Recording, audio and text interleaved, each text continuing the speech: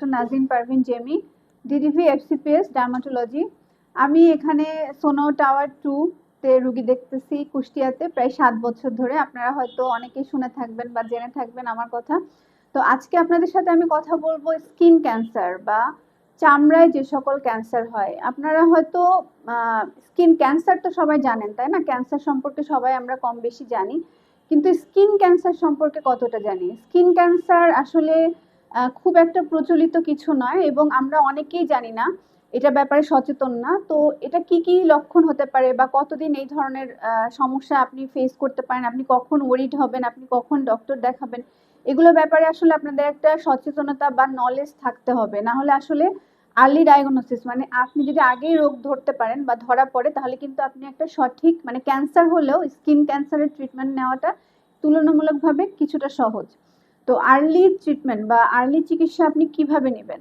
প্রথমেই হলো আপনি যদি রোগের লক্ষণগুলা বা আপনি যদি বুঝতে পারেন যে এটা আপনাকে ডক্টর দেখাতে হবে। যেমন আমি কয়েকদিন আগে, মনে হয় অ্যাবাউট 2 উইকস আগে আমি এরকম একটা ক্যান্সারের পেশেন্ট পেলাম। উনি প্রায় 13 বছর ধরে এই রোগটাকে সে ধরে রাখছে, মানে স্কিনে তার আছে, কিন্তু উনি চিকিৎসা নেন নাই। ওনার কোনো সমস্যা হয় না, কারণ ক্যান্সার আপনার ত্বকে যদি কোনো ক্ষত বা কোনো দাগ বা কোনো লেশন আপনার হচ্ছে, কোনো সমস্যা নেই, কোনো সিমটম নেই, অনেক দিন ধরে বসে আছে, এরকম কোনো লেশন কিন্তু ক্যান্সারে টার্ন করতে পারে। তো এটা আপনারা স্বাভাবিক বা সাধারণ মানুষের পক্ষে বোঝা সম্ভব না। তো এরকম যদি আপনাদের কোনো লেশন থাকে যে আপনাদের স্কিনে যে কোনো জায়গায় যে আপনাদের কোনো একটা স্পট আছে, একটা দাগ আছে, অনেক দিন ধরে আছে, আপনারা কোনো পরিবর্তন হচ্ছে না, বা হয়তো আপনারা এটা ওটা চিকিৎসা নিচ্ছেন কিন্তু সারছে না, যখন আপনারা এরকম কোনো লক্ষণ দেখবেন, অবশ্যই অ্যাজ আর্লি অ্যাজ পসিবল আপনারা ডার্মাটোলজিস্ট মানে চর্ম বিশেষজ্ঞের পরামর্শ নেবেন।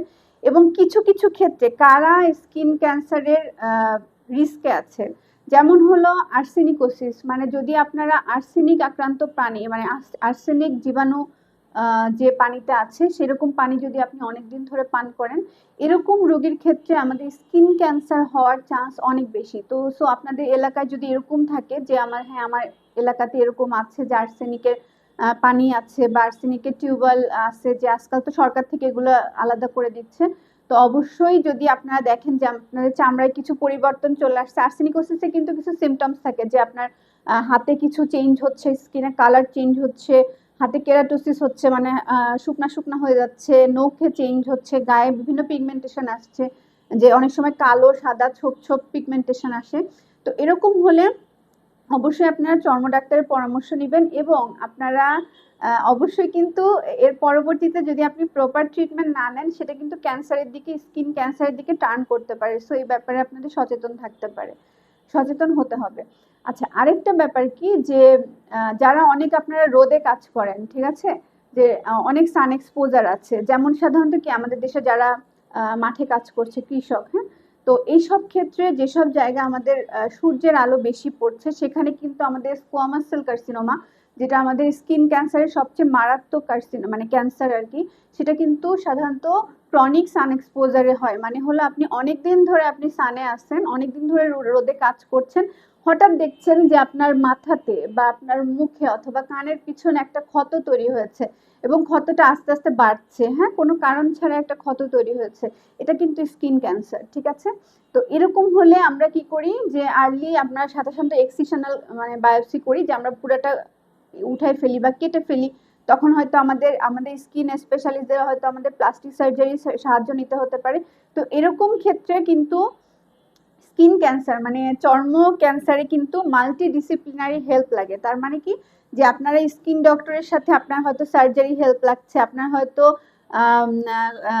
কি বলে প্লাস্টিক সার্জারি হেল্প লাগছে, ঠিক আছে, বা আপনাদের সার্জিক্যাল অনকোলজি হেল্প লাগছে, এরকম মাল্টি ডিসিপ্লিনারি হেল্প লাগে এবং এগুলো সাধারণত ছোট জায়গায় কিন্তু সম্ভব হয় না। তো যদি আপনি এরকম কোনো ডাক্তারের কাছে আসেন যে আপনাকে সঠিক পরামর্শ দিবে, রেফারেল খুব ইম্পর্টেন্ট, যে আপনি হ্যাঁ আপনি ছোট জায়গায় আছেন কিন্তু আপনাকে কোন জায়গায় যেতে হবে, কারণ কি ক্যান্সারে কিন্তু টাইম নষ্ট করাটা খুব মানে খারাপ ব্যাপার, যে আপনি যত আর্লি ডায়াগনোসিস হবে আপনি তত তাড়াতাড়ি ক্যান্সার থেকে মুক্ত হবেন, হ্যাঁ।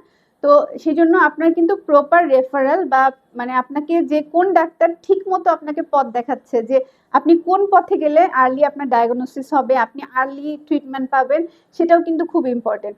তো এরকম আমি মোটামুটি একটা ধারণা দেওয়ার চেষ্টা করলাম যে আপনাদেরকে স্কিন ক্যান্সার সম্পর্কে বা আপনারা কিভাবে মানে আগাতে পারেন আপনার ট্রিটমেন্টের ক্ষেত্রে।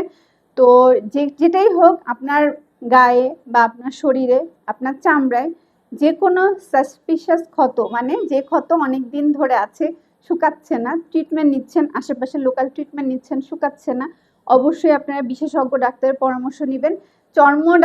চর্ম কিন্তু গ্রামের দিকে বা মফস্বলে খুব ম্যাল প্র্যাকটিস হয়, হ্যাঁ, যে এখানে চিকিৎসা নিচ্ছে, ওখানে চিকিৎসা নিচ্ছে, এর কথা শুনে চিকিৎসা নিচ্ছে। তো এরকম ক্ষেত্রে কিন্তু আপনি সময় নষ্ট করতে পারবেন না। সময় নষ্ট করলে আপনার লস, আপনি এটাতে আপনার মানে ক্ষতি হয়ে যাবে। তো এরকম ক্ষেত্রে আপনারা অবশ্যই ফার্স্টে একজন বিশেষজ্ঞ, চর্ম বিশেষজ্ঞের পরামর্শ নিবেন এবং প্রপার রেফারাল, তিনি যেভাবে আপনাকে রেফার দিবে, যেভাবে আপনাকে পরামর্শ দিবে বা যেভাবে আপনাকে সাজেশন দিবে, সেই অনুযায়ী চিকিৎসা নেবেন। মে মাস হলো আমাদের স্কিন ক্যান্সার অ্যাওয়ারনেস মাস। তো অ্যাওয়ারনেস হিসেবে, মানে অ্যাওয়ারনেস মানে কি, সচেতনতা।